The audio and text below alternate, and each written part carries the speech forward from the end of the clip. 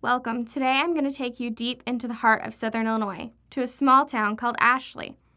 Here I will introduce you to a hardworking family man who plays even harder. I'm Andy Bielong. I live in Ashley, Illinois, and I'm just kind of a sportsman and hobbyist. On his time off from work, he pretty much lives outdoors, camping, fishing, hunting. He even does his own taxidermy. But his most unique hobby is shooting black powder.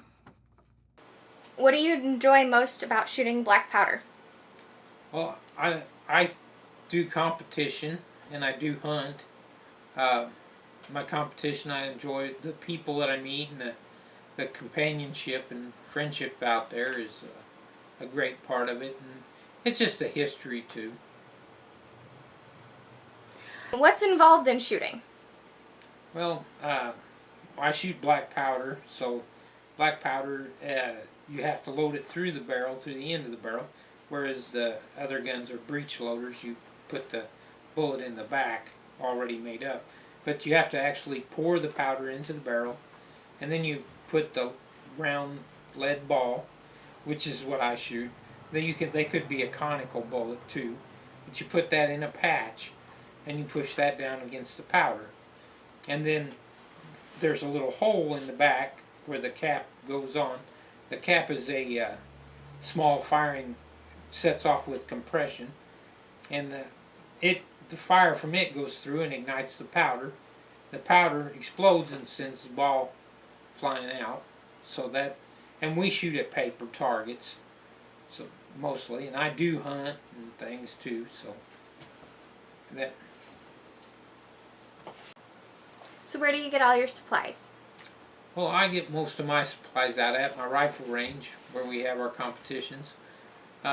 We have black powder out there. Black powder is a little bit hard to find, but the substitutes for black powder are not that hard to find. You can buy them almost anywhere. Walmart a lot of times will have those, and they have the bullet or the ball and things, and almost any sporting goods store that sells ammunition.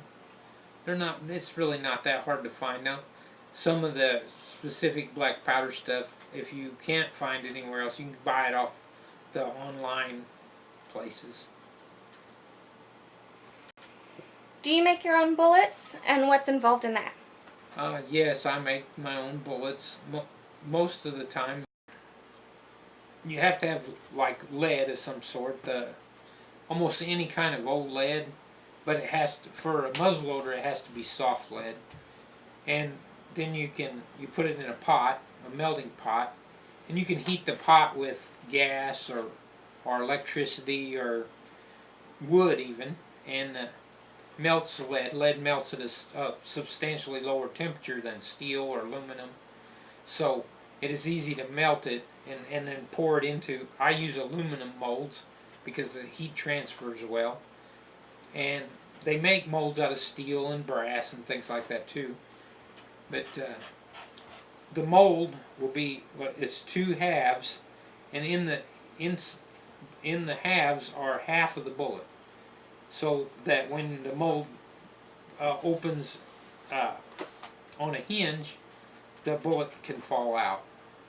The mold, you put char the mold with like a candle. The black from the candle on the mold surfaces will keep the ball from sticking. And there's flux you add to the wax, or wax is a flux, and you add that to the melted lead to kind of bring the impurities out of it.